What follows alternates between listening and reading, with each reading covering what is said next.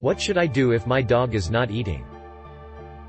If your dog is already ill, never starve your pet in an attempt to force it to eat the prescribed diet.